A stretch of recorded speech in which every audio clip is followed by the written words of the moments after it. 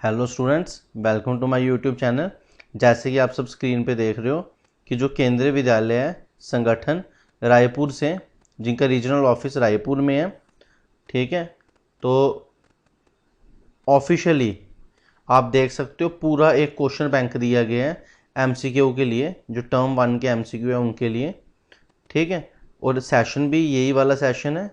तो आप देख सकते हो सामने कि चेयरपर्सन कौन कौन थे, और ये सामने कंटेंट टीम भी आप देख सकते हो। तो आज जो इनका ये जो क्वेश्चन बैंक दिया गया है, तो हम इसके ऊपर पूरी वीडियोस लाएंगे सॉल्यूशन के साथ। तो आज के लेक्चर में जो हमारा फर्स्ट चैप्टर होगा वो रहेगा रिलेशन फंक्शन। तो आई होप आप अच्छे से समझोगे। अगर आपको कोई भी डाउट है तो प्लीज़ कमेंट सेक्शन में लिख के बताइए।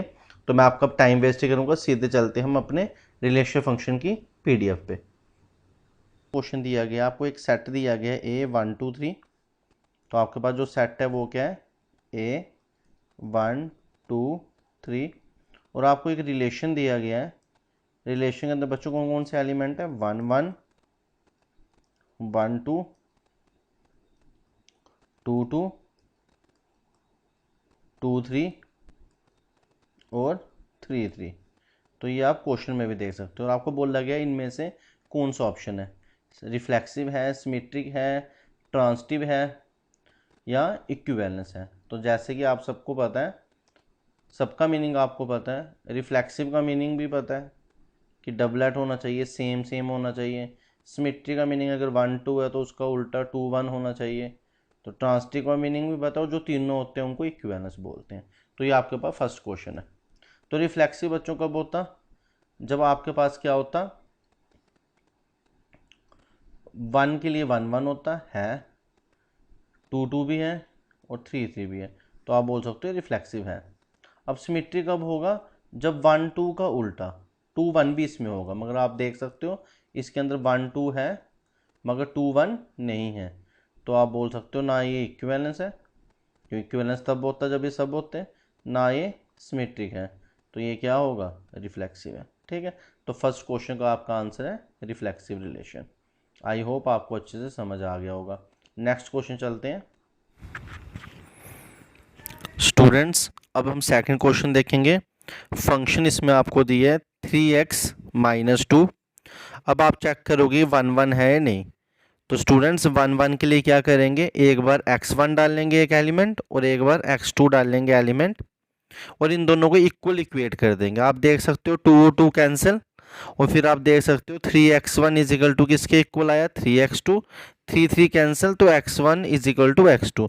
तो ये जो क्वेश्चन दिया है ये आपका 1 1 है, क्योंकि आपने डिस्टिंक्ट एलिमेंट्स लिए, उनकी इमेजेस ली, और वो एलिमेंट्स क्या थे, आपस में सेम थे। तो ऐसे करेंगे 1 1 चेक।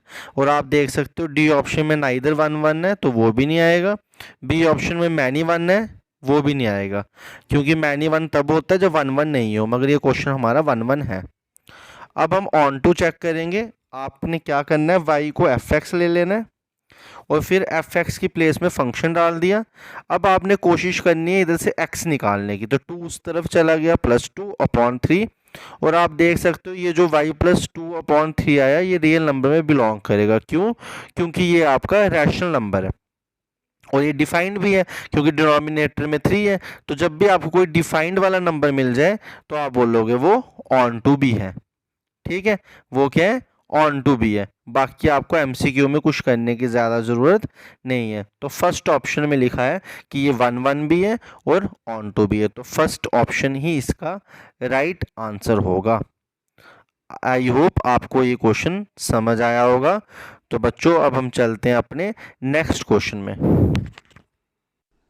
आपको सेट दिया हुआ है इंटीजर का और रिलेशन दिया है आपके सामने, ये मतलब जो भी एलिमेंट होंगे वो इंटीजर्स होंगे। पहले ऑप्शन में देख लो सभी इंटीजर्स ही हैं, ठीक है, तो कोई भी हो सकता है।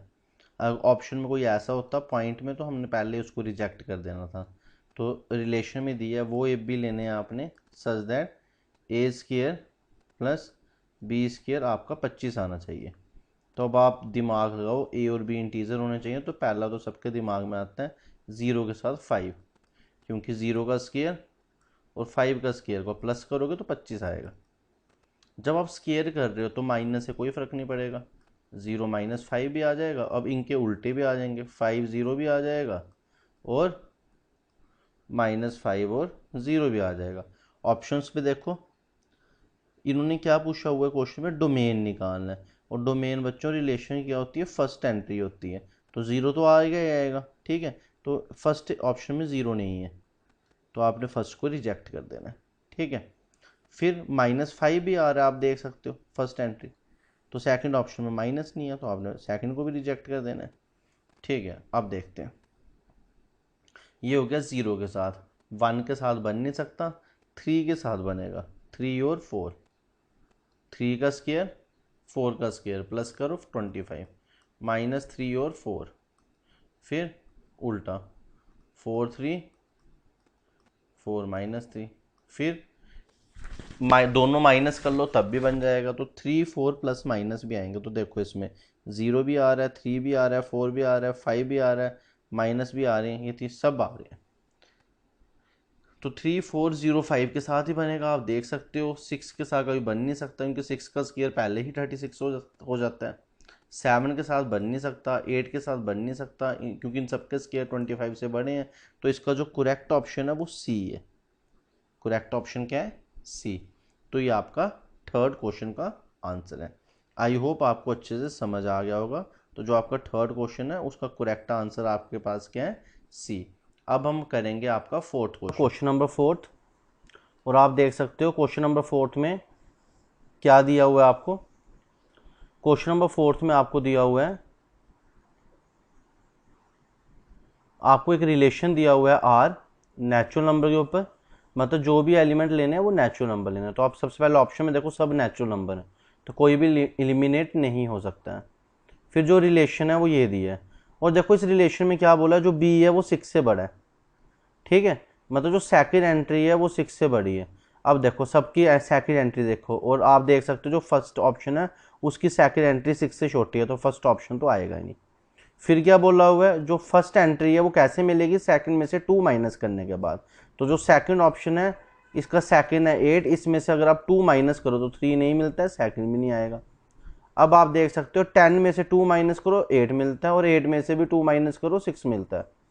तो इन दोनों में से कोई भी हो सकता है। और बोलते हो जो सेकंड एंट्री है वो 6 से बड़ी है, तो आप देख सकते हो जो सेकंड एंट्री है वो 6 से बड़ी है दोनों केसेस में। इस केस में 8 है और उस केस में 10 है।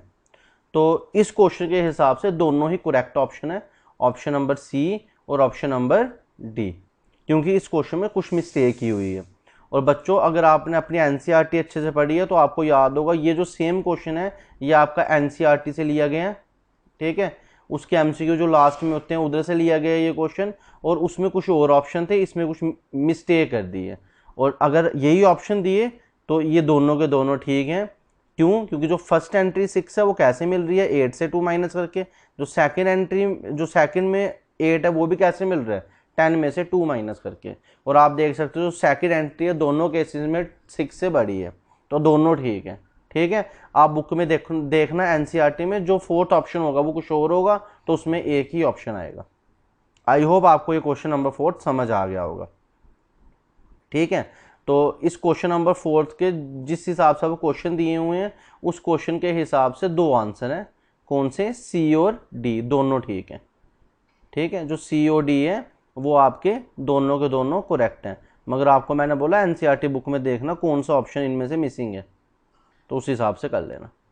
अब क्वेश्चन नंबर फिफ्थ, बच्चों क्वेश्चन नंबर फिफ्थ में क्या बोल रहा है, जो ए है उसके पास 3 एलिमेंट है, जो बी है उसके पास 4 एलिमेंट्स हैं।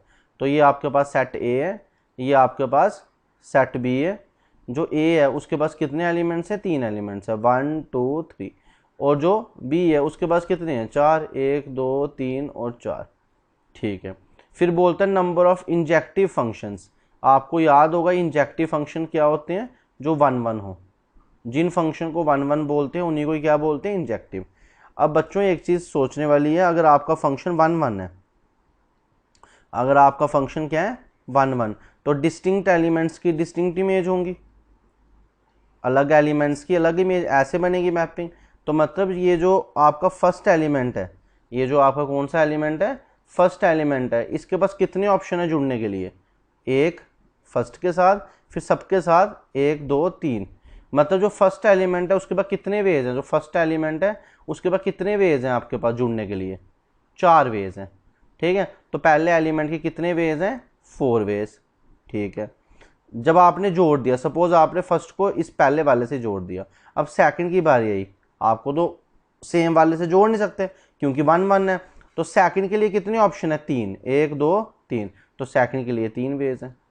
तो सपोज आपने सेकंड को इससे जोड़ दिया लास्ट वाले से, अब थर्ड के लिए कितने वेज हैं, थर्ड के लिए 2 वेज हैं।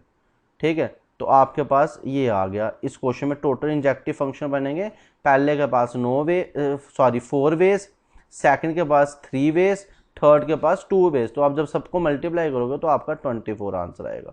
तो इस क्वेश्चन में जो total number of injective functions बन रहे हैं ए से भी, वो टोटल बच्चों कितने बनेंगे, 24। आई होप आपको समझ आ रहा होगा। अगर आपको तब भी कोई भी डाउट है तो प्लीज़ नीचे कमेंट सेक्शन में लिख के बताइए, आपके डाउट नेक्स्ट वीडियो में पक्का क्लियर किए जाएंगे। ठीक है, और अगर आपको ये वीडियो अच्छे से समझ आ रही है तो प्लीज़ चैनल को सब्सक्राइब कीजिए और अपने बाकी फ्रेंड्स को भी इस चैनल के बारे में बताइए। आई होप आप अच्छे से पढ़ोगे। देखो 6th क्वेश्चन क्या है, आर एक रिलेशन है लाइंस के ऊपर, और लाइनें कौन है, L1 और L2। जो L1 लाइन है वो किससे रिलेट कर रही है, L2 से। कब रिलेट कर रही है, जब L1 किसके पैरेलल है, L2 के। मतलब इसमें जो रिलेशन है वो क्या है, आपस में पैरेलल होना। तो बोलता है क्या ये रिफ्लेक्सिव है, पहला ऑप्शन क्या बोलता है, ये रिफ्लेक्सिव है या नहीं है। तो बच्चों रिफ्लेक्सिव कब होता है, जब आपको पता ही है जब L1 और L1 सेम किसके साथ रिलेट करें आपस में और वो आर में आ जाए। और कोई भी दो सेम लाइनें आर में कब आएंगी, जब L1 रिलेट करेगा L1 के साथ, और L1 L1 के साथ रिलेट कब करेगा, जब वो आपस में क्या होगा, पैरेलल। आपस में क्या होगा, पैरेलल। ठीक है, अच्छा सॉरी, मैं क्वेश्चन पढ़ने में गलती लगी, इसमें परपेंडिकुलर दिया हुआ है, तो पैरेलल नहीं, इसमें क्या चाहिए आपको, परपेंडिकुलर। ठीक है, बाय मिस्टेक मैंने पैरेलल कर दिया। क्वेश्चन में क्या दिया है, वही लाइंस आपकी क्या करेंगी, रिलेट करेंगी जो आपस में क्या है, परपेंडिकुलर। तो रिलेट वही करेंगी जो आपस में क्या है, परपेंडिकुलर। ठीक है, आई होप आपको इतना समझ आ रहा होगा। तो मैं आपको एक मिनट दोबारा बताता हूँ, शायद आप कंफ्यूज हो गए होंगे, मैंने क्वेश्चन ध्यान से नहीं पढ़ा। ठीक है, इसमें बोल रहा है जो L1 लाइन है वो रिलेट कर रही है L2 के, कब करेगी आपस में रिलेट, जब L1 परपेंडिकुलर है L2 के। ये क्वेश्चन में दिया हुआ है। तो आपको रिफ्लेक्सिव चाहिए, तो रिफ्लेक्सिव तभी होता है जब L1 किसके रिलेट करे, अपने आप के रिलेट करे। और L1 अपने आप के रिलेट कब करेगी, जब L1 परपेंडिकुलर होगी L1 के। बताओ ऐसा हो सकता है, कोई सेम लाइन अपने आप के परपेंडिकुलर हो सकती है, नहीं हो सकती है। जो सेम लाइनें हैं वो आपस में पैरेलल हो सकती हैं, मैं कोई भी लाइन अपने आप के परपेंडिकुलर नहीं हो सकती, इसलिए ना इसका रिफ्लेक्सिव आएगा, ठीक है, ना इसका इक्विवेलेंस आएगा, क्योंकि अगर रिफ्लेक्सिव कटा तो इक्विवेलेंस भी कट गया। अब क्या ये सिमेट्रिक होगा, चेक करते हैं। सिमेट्रिक के लिए क्या पड़ा है, अगर L1 L2 के परपेंडिकुलर है, तो अगर L2 L1 के परपेंडिकुलर है, तो अगर ऐसा होता है तो सिमेट्रिकल है, अदरवाइज सिमेट्रिकल भी नहीं है। तो बिल्कुल होता है, देखो जैसे अगर मैं आपने एक लाइन ड्रा की L1 और एक लाइन ड्रा की L2, और आप बोल रहे हो दोनों परपेंडिकुलर हैं, L1 किसके परपेंडिकुलर है, L2 के, तो आप उल्टा भी बोल सकते हो L2 किसके परपेंडिकुलर है, L1 के, तो सिमेट्रिक होगा। ठीक है, अब जो बी ऑप्शन है ट्रांसिटिव, ट्रांसिटिव क्यों नहीं होगा, तो ट्रांसिटिव के लिए बच्चों मैं आपको बताता हूँ ट्रांसिटिव का क्या मीनिंग है। ट्रांसिटिव के लिए मीनिंग मैंने आपको ऑलरेडी बताया भी है कि अगर जो आपके पास एक लाइन है L1, ठीक है, ये परपेंडिकुलर किसके चाहिए, L2 के, जैसे आपको डायग्राम में दिख रहा है। ठीक है, L1 किसके परपेंडिकुलरली, L2 के, और जो L2 लाइन है वो भी आपको किसके परपेंडिकुलर लेनी है, किसी और थर्ड L3 की। जो L2 है वो भी किसके परपेंडिकुलर लेनी है, L3 के। ठीक है, ट्रांसिटिव के लिए क्या करना पड़ता है, L1 L2 रिलेशन में लेने पड़ते हैं, और L2 और L3 भी किस में लेने पड़ते हैं, रिलेशन में। तो ये रिलेशन में कब आएंगे, जब परपेंडिकुलर है, डायग्राम में आपको दिख रहे हैं। और ये रिलेशन में कब आएंगे, जब परपेंडिकुलर। और आप देख सकते हो जो L1 है और जो L3 है, क्या ये आपस में परपेंडिकुलर है, नहीं, जो L1 और L3 है वो आपस में क्या है, पैरेलल। तो आपको तो ट्रांसिटिविटी के लिए परपेंडिकुलर चाहिए था, ये आ गया पैरेलल, तो इसलिए ये सेकंड ऑप्शन भी नहीं होगा। तो इसका करेक्ट ऑप्शन क्या है, सी। स्टूडेंट्स, आप में से उन्हीं बच्चों को समझ आएंगे MCQ जिनको थोड़ा बहुत कंसेप्ट पता है। ठीक है। अगर आप में से किसी के कंसेप्ट में कोई भी प्रॉब्लम है तो मैंने जो इस चैनल पे पहले के एमसीक्यू के लेक्चर डाले रिलेशन फंक्शन के, प्लीज़ वो देखिए, उसमें सब डिस्कस किया गया है साथ में। और अभी मैं फ़िलहाल ये पीडीएफ सॉल्व करवा रहा हूँ आपको, और ये थोड़ी मैं शॉर्ट में एमसीक्यू बस सॉल्व करवा रहा हूँ, ठीक है। अब चलते हैं नेक्स्ट क्वेश्चन में। नेक्स्ट क्वेश्चन में आपके सामने क्या है, आपके सामने एक फंक्शन दिया गया है f इजिकल टू 3x, और आपको बोल लगा बताओ इनमें से कौन सा आएगा। तो देखो, कल भी लास्ट लेक्चर में भी मैंने आपको बताया था 1 1 और ऑन टू के बारे में। तो ये फंक्शन रियल से रियल है, ठीक है। 1 1 चेक कर कैसे करते हैं मैंने आपको अभी भी बताया, इस पीडीएफ में फर्स्ट क्वेश्चन था, ठीक है। आप x1 डाल दो फंक्शन में और x2 डाल दो, इनको इक्वेट कर दो। x1 डाल दो तो 3x1 आएगा, x2 डाल दो तो 3x2 आएगा, दोनों को इक्वेट कर दो, 3 3 कैंसिल, तो आपके एलिमेंट x1 और x2 सेम आ रहे हैं, मतलब ये 1 1 है, ये 1 1 है। तो डी ऑप्शन तो नहीं आएगा क्योंकि उसने बोला ना इधर 1 1 नॉन ऑन टू। अगर 1 1 है तो मैनी 1 हो नहीं सकता, क्यों? क्योंकि जो 1 1 होता है वो मैनी 1 नहीं होता है, और जो मैनी 1 होता है वो 1 1 नहीं होता है, ये आपको याद रखना है। तो सी ऑप्शन भी नहीं आएगा इसका हमने कौन कौन से रिजेक्ट कर दिए, हमने ए कर दिया डी और ए कर दिया सी।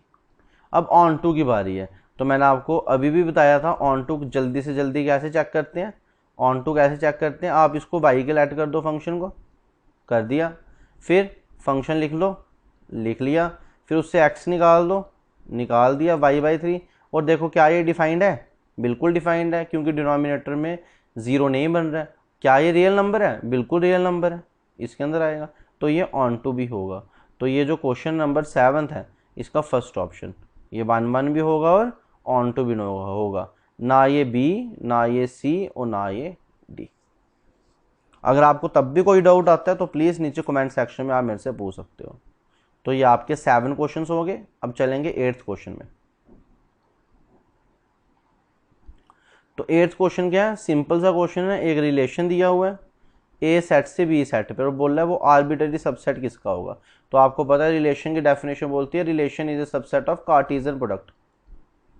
अब क्वेश्चन वाले ने बोला रिलेशन कहाँ से लेना है, ए से बी, तो कार्टेशियन भी क्या लेना है, ए क्रॉस बी। तो ए क्रॉस बी इसका फर्स्ट ऑप्शन इसका होगा, बाकी बी और सी और डी आपके ऑप्शन नहीं होंगे। तो इसका कौन सा ऑप्शन है, फर्स्ट ऑप्शन है, ठीक है। आई होप आपको ये भी अच्छे से समझ आ गया होगा। अब देखो नेक्स्ट क्वेश्चन क्या है, क्वेश्चन नंबर 9। क्वेश्चन नंबर 9 बोला गया है set of triangles in an Euclidean plane. Euclidean plane x y plane को ही बोलते हैं। आपको याद होगा 9th क्लास में आपने इक्विलिड ज्योमेट्री पढ़ी थी, ठीक है। तो एक्स वाई प्लेन को इक्विलिडियन प्लेन बोलते हैं। और क्या बोल रहा है, वो रिलेशन लेना है ट्राइंगल पे जिनमें जब आप ट्राइंगल लेते हो वो आपस में क्या रिलेशन से रिलेट करेंगी, कॉन्ग्रुएंट। मतलब आपको वो ट्राइंगल लेनी है जो आपस में क्या है, कॉन्ग्रुएंट। तो सुनो, देखो अगर आप ये T1 ट्राइंगल लेते हो, ठीक है, और आप लेते हो T1 क्यों लेनी है, क्योंकि आपको रिफ्लेक्सिव चेक करना है, तो रिफ्लेक्सिव में सेम ही लेते हैं।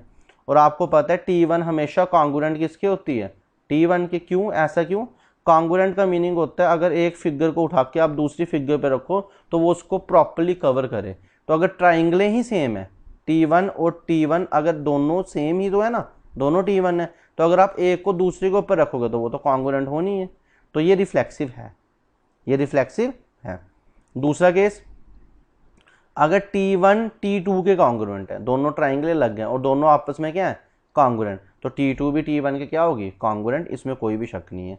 और तीसरा केस ये सिमेट्रिक भी है, तो इन्होंने बोला है तीसरा केस, अभी ऑप्शन पे भी जाते हैं, अगर T1 T2 के कॉन्ग्रुएंट है और T2 T3 के कॉन्ग्रुएंट है, मतलब T2 को T1 के ऊपर रखोगे पूरा कवर करेगी, T3 को T2 के ऊपर रखोगे पूरा कवर करेगी, तो आपस में भी ये तीनों पूरा कवर करेंगी। तो हर एक ट्राइंगल आपस में एक दूसरे के क्या है, कॉन्ग्रुएंट। अगर T1 T2 के कॉन्ग्रुएंट है और T2 T1 के कॉन्ग्रुएंट है तो आप बोल सकते हो T1 और T3 भी क्या है, कॉन्ग्रुएंट। तो ये सिमेट्रिक भी हो गया, जिस वजह से इसका आंसर क्या आएगा, इक्विवेलेंस।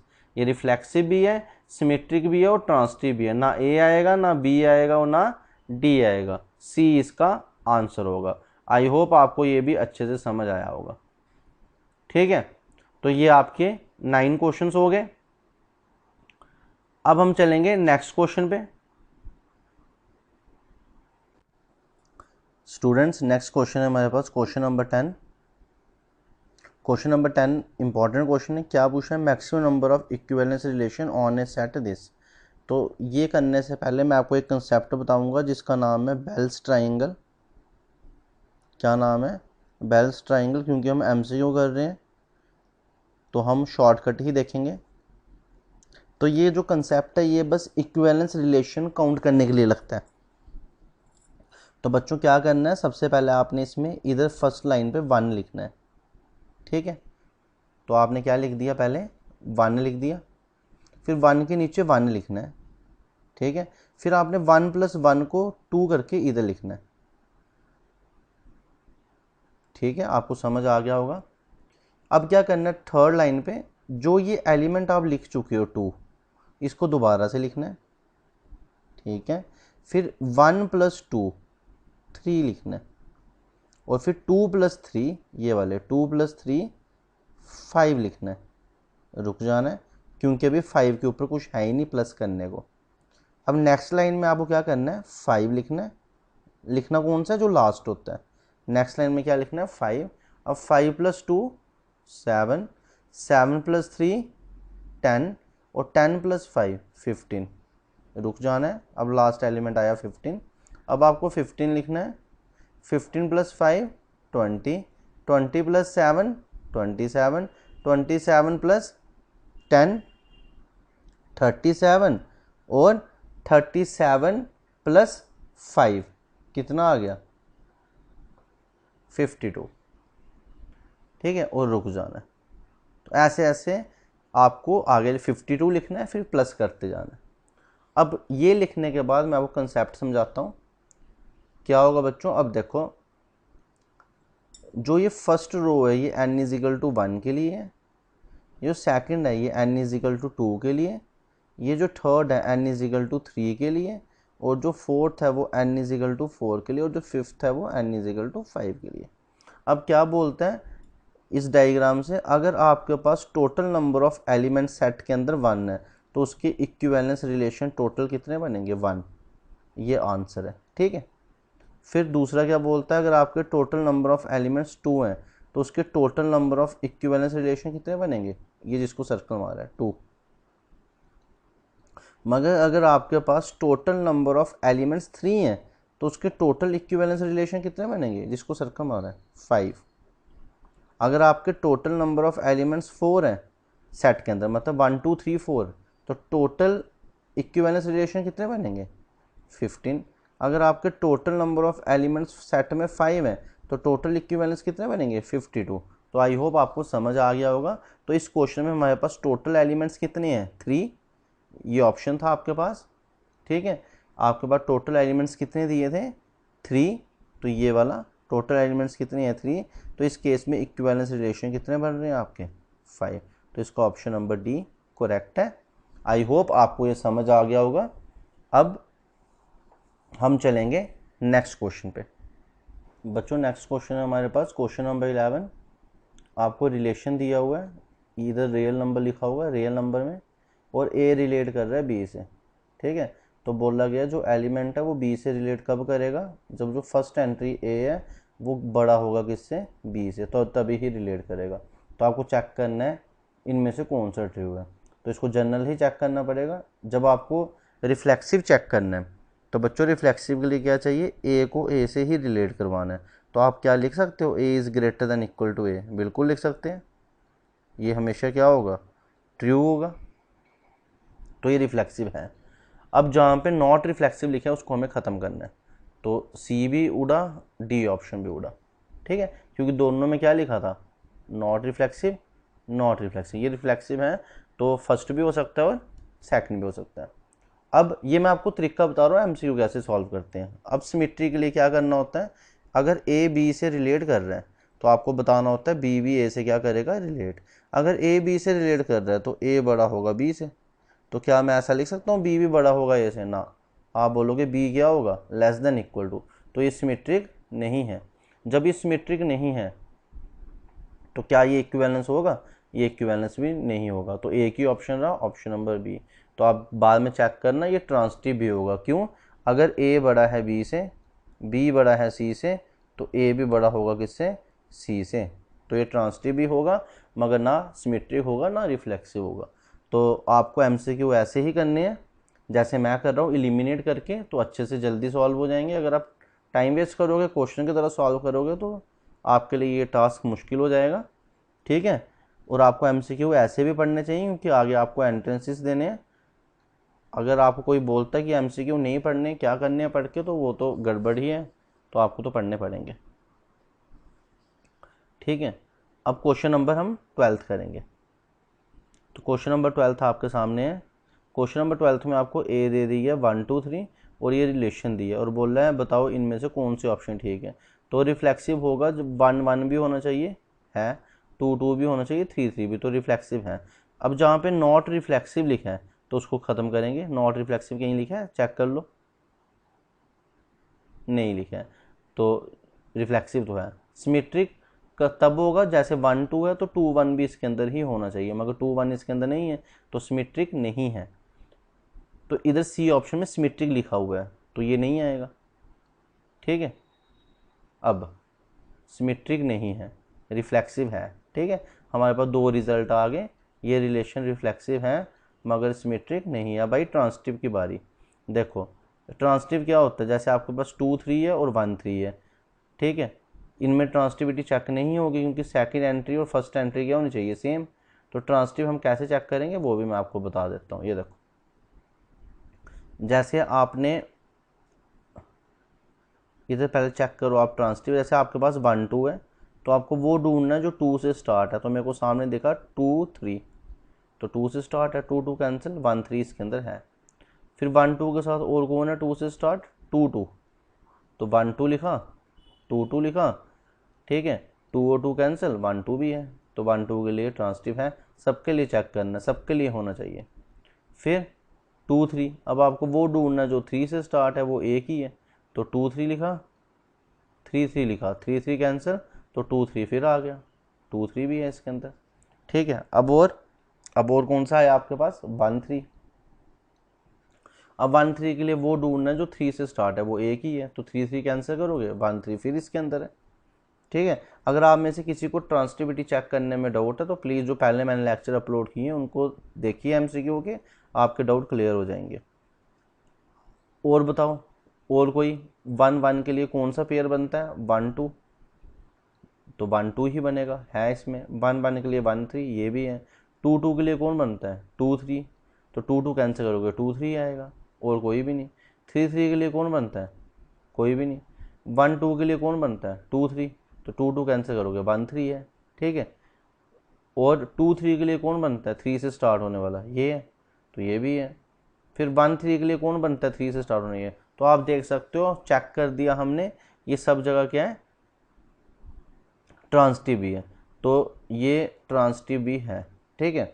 तो आप बोल सकते हो ये रिफ्लेक्सिव भी है, ट्रांसिटिव भी है, मगर सिमेट्रिक नहीं है। तो अब देखो ऑप्शन देखो, ये ट्रांसिटिव था मगर ये बोलता नहीं है, ये ऑप्शन नहीं आएगा।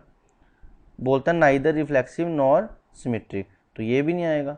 तो ये कौन सी कंडीशन को सेटिस्फाई कर रहा है? फर्स्ट वाला। फर्स्ट वाला क्या बोल रहा है? रिफ्लेक्सिव है मगर सिमेट्रिक नहीं है, तो हमारे पास तो है ना ये, तो ये फर्स्ट ऑप्शन इसका आ जाएगा। ठीक है? तो ये क्वेश्चन थोड़ा अलग तरीके से पूछा क्योंकि तीनों चीज़ें नहीं ऑप्शन में दी हैं, दो दो चीज़ें दी हैं, तो दो चीज़ें हमें, हमारा रिफ्लेक्सिव और सिमेट्रिक आ गया, वो मैंने लिख दिया। ठीक है? आई होप आपको समझ आ गया होगा। अब बच्चों चलते हैं नेक्स्ट क्वेश्चन में, क्वेश्चन नंबर 13। क्वेश्चन नंबर 13 क्या है? इंटीजर टू इंटीजर, ये इंटीजर और ये इंटीजर, आपको चेक करना है इनमें से कौन सा बाइजेक्टिव है। बाइजेक्टिव का मीनिंग होता है 1 1 as well as onto. तो पहला ऑप्शन बोलता है क्यूब वाला, ये जो फर्स्ट फंक्शन है क्यूब वाला है, मतलब अगर आप इधर 0 लिखोगे, 0 का क्यूब करोगे तो 0 आएगा, 1 का क्यूब करोगे तो 1 आएगा, -1 का क्यूब करोगे तो -1 आएगा। आप देख सकते हो 1 1 तो है ये। ठीक है?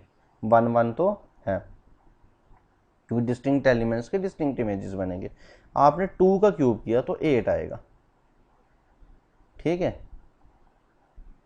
अब मेरे को एक चीज़ बताओ, ऑन टू के लिए क्या होता है, जो ये सेकंड सेट होता है इसके जितने भी एलिमेंट हैं, है ना, इसमें जितने भी एलिमेंट हैं सबकी कोई ना कोई प्री इमेज होनी चाहिए। मगर जो टू है, क्या टू की कोई प्री इमेज आएगी? टू की कोई भी प्री इमेज नहीं आएगी। क्यों? अगर टू की प्री इमेज चाहिए आपको तो आपको ऐसा एलिमेंट चाहिए 2⁻⁴ जिसका आप क्यूब करोगे तो वो 2 आएगा। मगर ऐसा एलिमेंट इंटीजर में नहीं होता है, तो ये बाइजेक्टिव नहीं है। आपको चेक करना कौन सा बाइजेक्टिव है, तो फर्स्ट वाला बाइजेक्टिव नहीं है। ठीक है। जो डी ऑप्शन है, डी ऑप्शन में आप देख सकते हो x2 + 1 और x2 + 1। डी को मैं आपको बता देता हूँ, मैंने आपको बोला था 1 1 कैसे चेक करना है, इधर 1 डालना है, इधर 2 डालना है। 1 और 1 कर दो कैंसिल, तो आपके पास आ जाएगा x1² = x2²। जब आपने ये भी कैंसिल किया तो x1 आ गया ± x2। तो ये भी आपका 1 1 नहीं है, क्योंकि इंटीजर में प्लस भी होते हैं और माइनस भी होते हैं, तो ये भी बाइजेक्टिव नहीं है। ठीक है।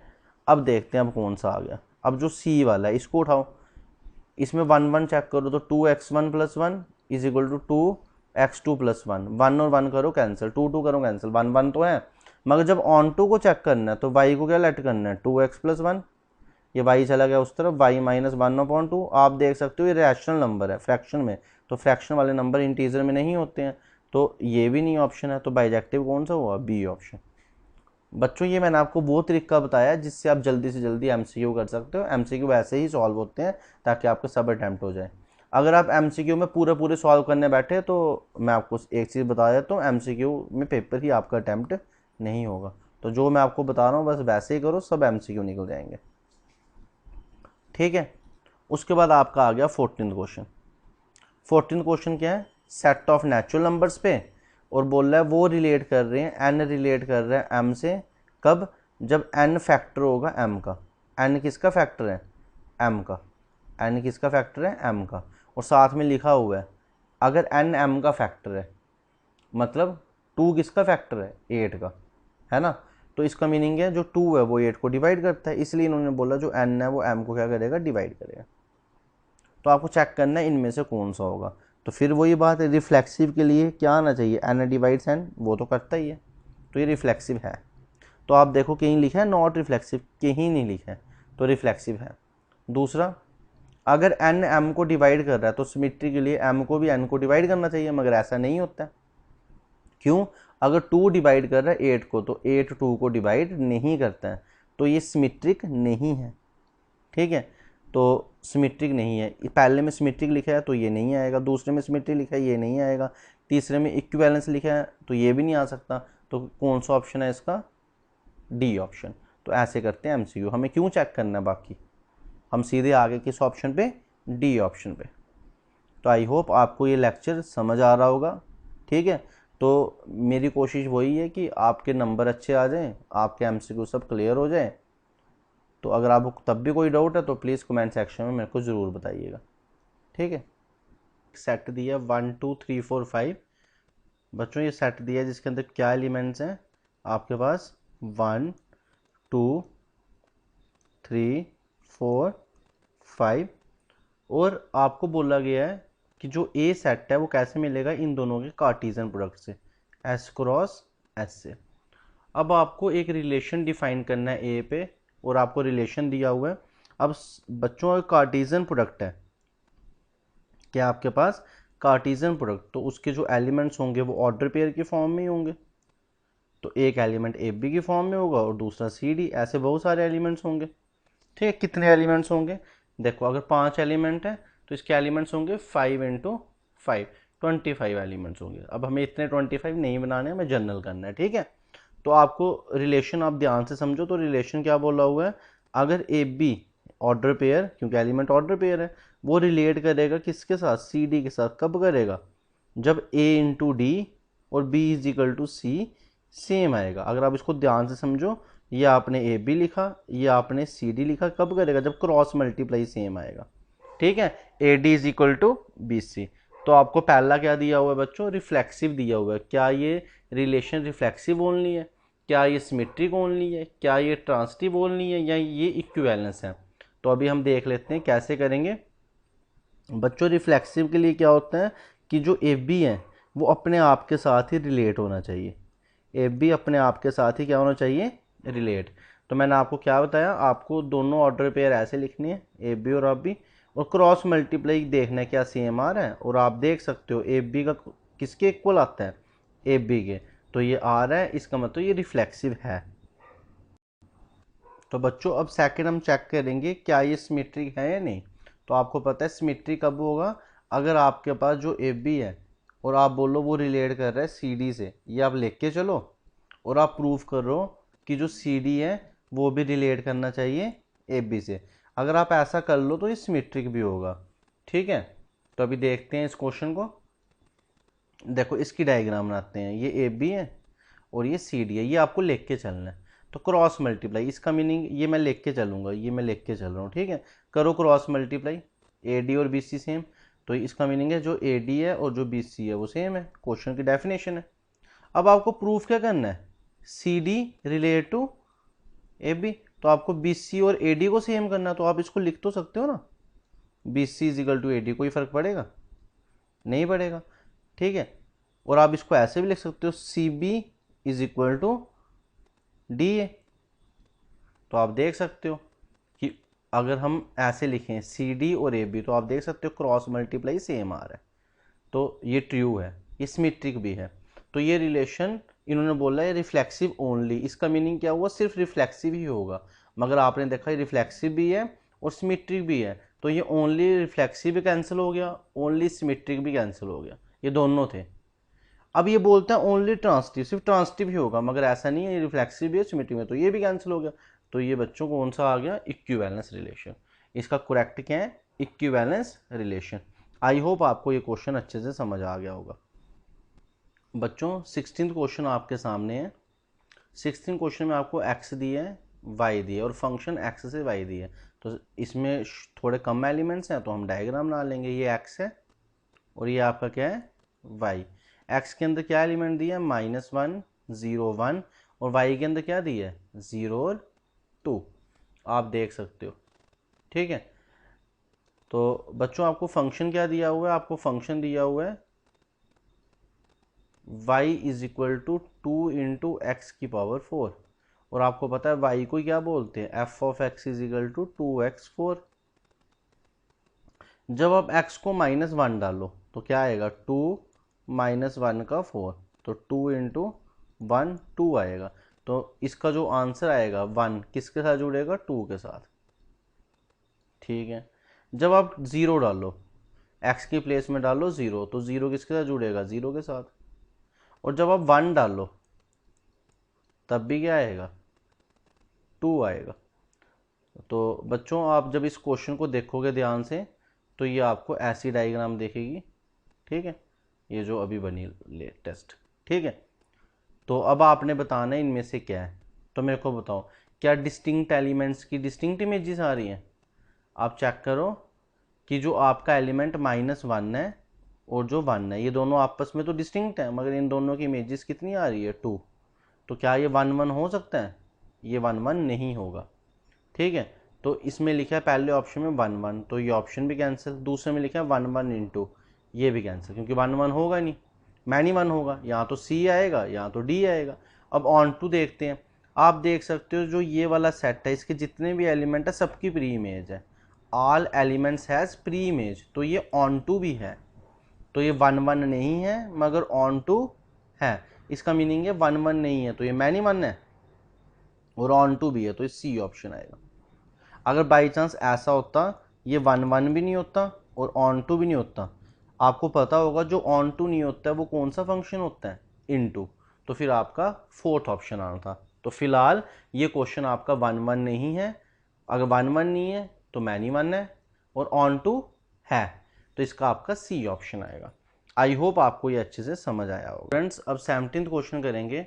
17th क्वेश्चन में आपको 2 सेट दिए हैं ए और बी, और आपको फंक्शन दिया है ए सी बी, और फंक्शन किस टाइप का दिया है, rational function, f of x is equal to x-2 upon x-3। Students जो इस टाइप का फंक्शन होता है, मैं आपको ट्रिक बता देता हूँ, जो इस टाइप का फंक्शन होता है जिसमें जो न्यूमरेटर की डिग्री होती है और जो डिनोमिनेटर की डिग्री होती है, अगर वो क्या हो, सेम हो। डिग्री का मीनिंग मतलब जो x की पावर न्यूमरेटर में जो डिनोमिनेटर में वो सेम हो, तो इस टाइप का फंक्शन और सिमेट्रिकल हो, मतलब जैसे जितनी टर्म्स न्यूमरेटर में उतनी टर्म्स डिनोमिनेटर में हो, तो इस टाइप का फंक्शन हमेशा वन वन होता है। हमेशा क्या होता है, वन वन, याद रखना। और ये ऑन टू भी हमेशा होता है, ऑन टू भी हमेशा होता है कुछ पॉइंट्स को छोड़ के।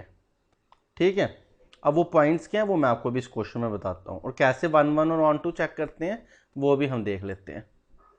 तो स्टूडेंट्स ये आपके पास फंक्शन है, वन वन के लिए आपको x की जगह x1 डाल दो, तो ये आ जाएगा x1 माइनस थ्री, और x2 डाल दो, दोनों को इक्वल कर दो, x2 minus two upon x2 minus three. अब आपने इन सबको क्रॉस मल्टीप्लाई करना है, और क्रॉस मल्टी के बाद आप देखोगे x1 और x2 सेम आ जाएगा। तो ये वन वन है, ये फंक्शन वन वन है। तो ऑप्शन में इधर लिखा है नॉट वन वन, तो ये तो हो नहीं सकता, वन वन है ये। ठीक है, अब ऑन टू चेक करना है। ऑन टू के लिए आपको फंक्शन को वाई लेट कर दो, फिर फंक्शन आपके पास क्या है, x minus two x minus three, cross multiply करो तो क्या आ जाएगा, x y minus three y is equal to x minus two. X दूसरी तरफ चला गया तो कितना आ गया, x y minus x is equal to three y minus two. फिर x कॉमन आ गया, कितना आ गया, y minus one is equal to three y minus two. आप इसको सॉल्व करोगे तो क्या आ जाएगा आपके पास, x किसके इक्वल आ जाएगा, three y minus two upon y minus one. तो आपको बस ये देखना है जो ये x आया है क्या ये आपका डोमेन सेट में है, और आपको डोमेन क्या दिया है, रियल नंबर जिसके अंदर थ्री नहीं है। तो ये क्या आपके पास रियल नंबर है, क्योंकि ये रैशनल है, रियल नंबर तो है। क्या ये डिफाइंड है, ये हर जगह डिफाइंड होगा, मगर आपका y वन नहीं होना चाहिए। और y कहाँ से लेना होता है, इधर से x लेना होता है, इधर से क्या लेना होता है, y। तो y आपका कोडोमेन से लेना होता है, और आप देख सकते हो आपका कोडोमेन क्वेश्चन में r माइनस वन दिया है, मतलब वन तो नहीं है, तो ये डिफाइंड है। जब ये डिफाइंड है तो ये वन वन भी है और ऑन टू भी है। तो बच्चों इस क्वेश्चन का आंसर क्या आएगा, बाइजेक्टिव, ये बाइजेक्टिव है। ठीक है, तो 17 का ए ऑप्शन आएगा। ये आपकी एक्सरसाइज का क्वेश्चन है, आप उसमें भी देख सकते हो, ये आपकी एनसीईआरटी की एक्सरसाइज का क्वेश्चन आया, सेम एनसीईआरटी का। अब हम 18 क्वेश्चन पे चलेंगे। 18 क्वेश्चन के आपको एक मैपिंग दी है natural number two natural number में। ठीक है, और मैपिंग क्या है, वन प्लस एन स्क्वायर, और आपको चेक करना है वन वन ऑन टू। तो ये बड़ा सिंपल है, ये नेचुरल नंबर, ये भी natural number, natural number one होगा। जैसे आपने n की जगह वन डाला तो वन प्लस वन का स्क्वायर टू होता है। ठीक है, जब आप n को टू डालोगे तो वन प्लस टू का स्क्वायर फोर, तो फाइव आंसर आएगा। तो टू का आंसर क्या आएगा, फाइव।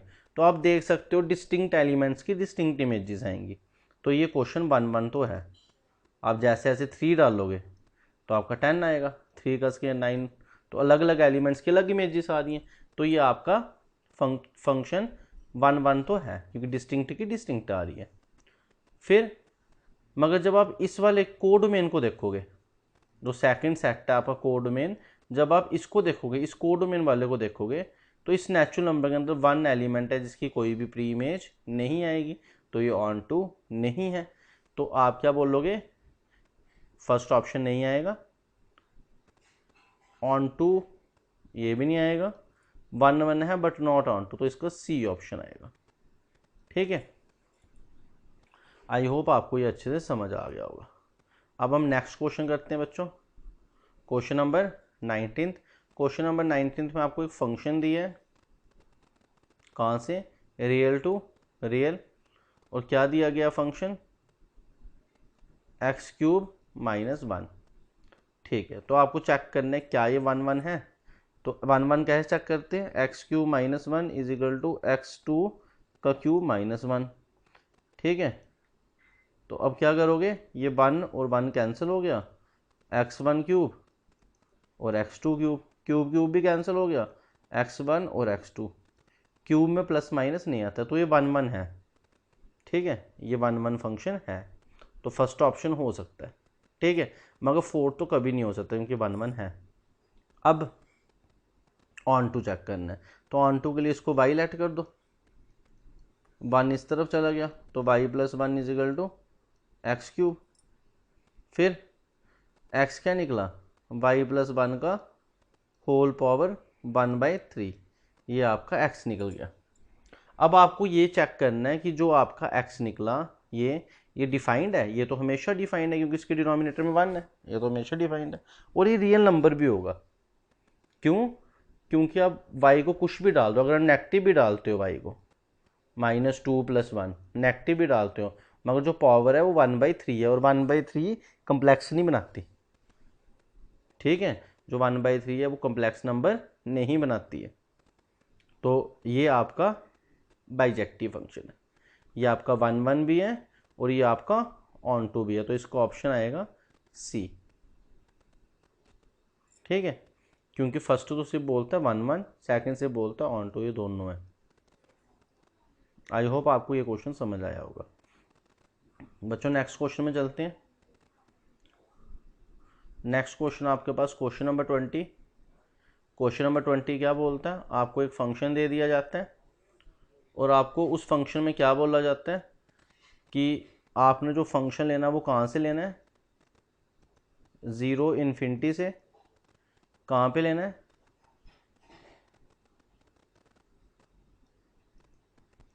0 2 पे, और आपको फंक्शन क्या दिया जा रहा है, f(x) is equal to 2x/1 + x।